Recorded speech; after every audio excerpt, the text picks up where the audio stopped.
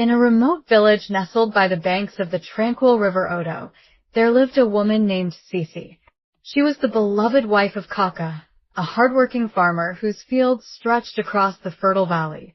The village, although small, was known for its abundance of crops and healthy livestock. This prosperity was largely due to Kaka's diligence in tending to his farm, but it was Sisi's quiet strength, wisdom, and resilience that truly sustained the family. Sisi was not ordinary woman. Her beauty was famed throughout the village, but it was her intelligence and resourcefulness that made her beloved by everyone who knew her. She was a natural at tending the garden, nurturing children, and weaving baskets from the reeds along the riverbank. But there was something even more extraordinary about her.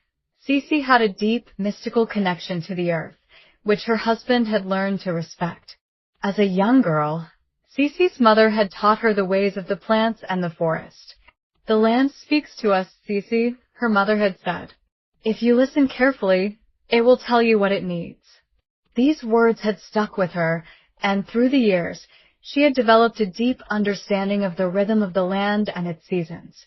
Her knowledge extended far beyond the practical. Sisi had learned how to call upon the spirits of the earth when things were difficult and how to show gratitude when abundance came. But her life with Kaka had not always been easy. When Sisi first married Kaka, the couple had very little. Kaka's father had passed away shortly before their marriage, leaving behind only a small, weathered plot of land. The couple had to work hard to cultivate the soil, and even then, they struggled to harvest enough food to sustain themselves. There were seasons when the rains didn't come, and their crops withered. During these hard times, Sisi would sit beside the fire and think deeply about how they might survive. She often dreamed of a day when her husband's land would yield enough food to feed the entire village. One evening, when the crops were especially dry and the sky refused to bring rain, Sisi went down to the riverbank in despair. There, she sat alone on the cool stones, her head bowed in silent prayer. The river, always full of life, seemed to mirror her sorrow, flowing quietly under the night sky. It was then that she heard a voice, a soft whisper carried on the wind. "Sisi, why do you cry?" She looked around startled, but saw no one. The voice was not from a person. It was the river itself speaking to her. "Who speaks?" she asked, trembling slightly, though the voice was gentle. "I am Odo, the spirit of the river," the voice replied. "I see your sorrow, and I feel the weight of your heart.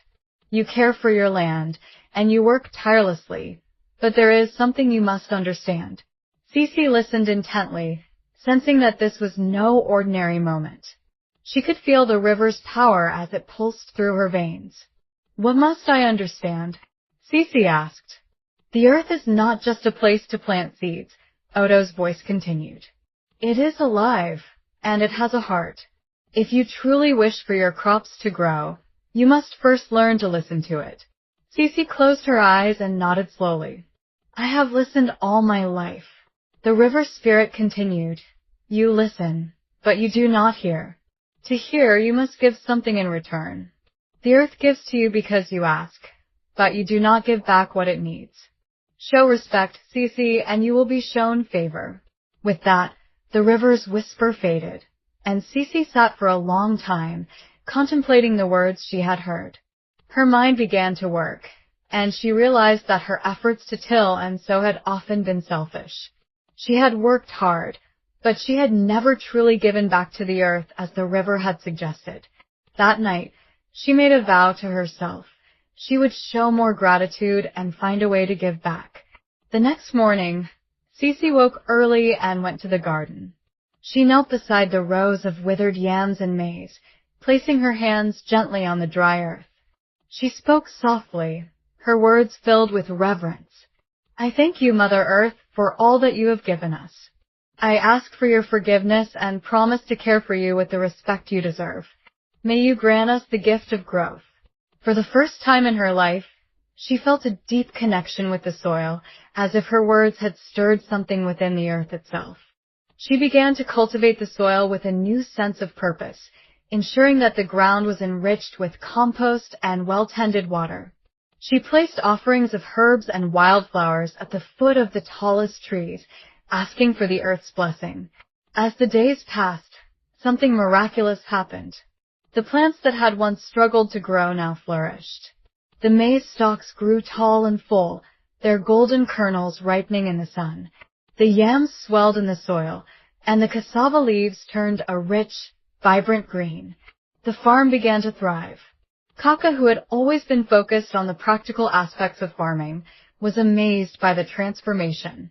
He had noticed the change in the soil and the crops, but it wasn't until Sisi explained what had happened that he truly understood. Sisi, he said one evening after a long day's work in the fields, I've never seen anything like this. The crops are growing better than ever. What have you done? Sisi smiled, a quiet but knowing smile. I've learned to listen to the earth, Kaka. The earth speaks to us, and if we show it respect, it will give us its bounty.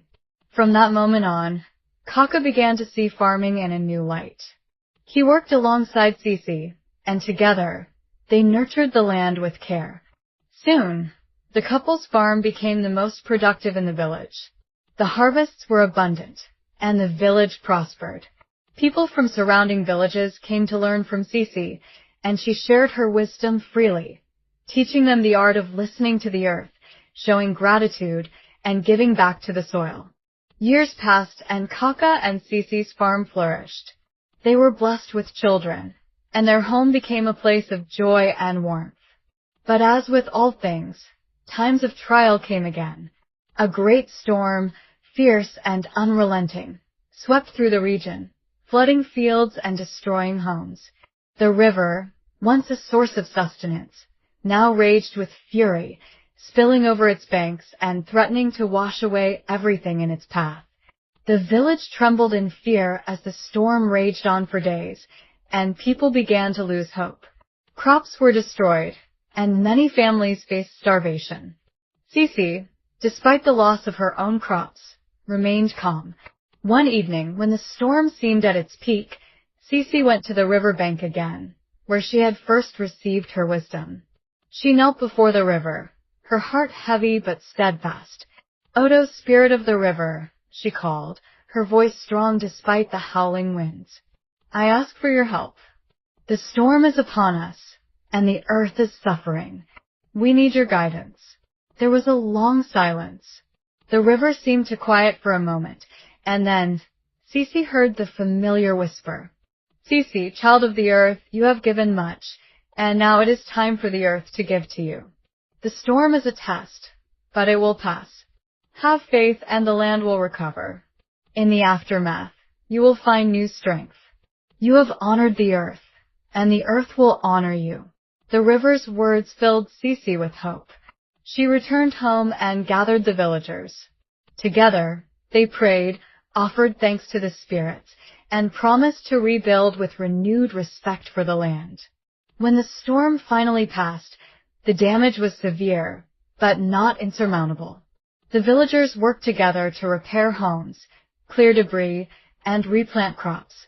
Miraculously, Sisi's fields, though flooded, were not ruined.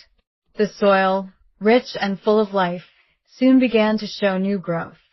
And within weeks, the crops were thriving once more. The village of Ogbomoso was stronger than ever. They had learned the lesson of balance, the understanding that the land, though powerful, could be nurtured through respect and gratitude. As the years passed, Sisi's legend grew. She was no longer just the farmer's wife. She had become the spiritual guardian of the land, the woman who taught her people to live in harmony with nature. Her wisdom and guidance were sought by all, and her family continued to prosper. And when Sisi grew old, she sat beneath the large baobab tree in her yard, surrounded by her children and grandchildren, telling them stories of the river, the earth, and the lessons she had learned. She spoke of the importance of listening, of giving back, and of respecting the land that sustains them. Her legacy lived on through the generations, and the village of Ogbomoso flourished for many more years, always guided by the wisdom of Sisi, the farmer's wife who had learned to listen to the earth and give back to it with all her heart.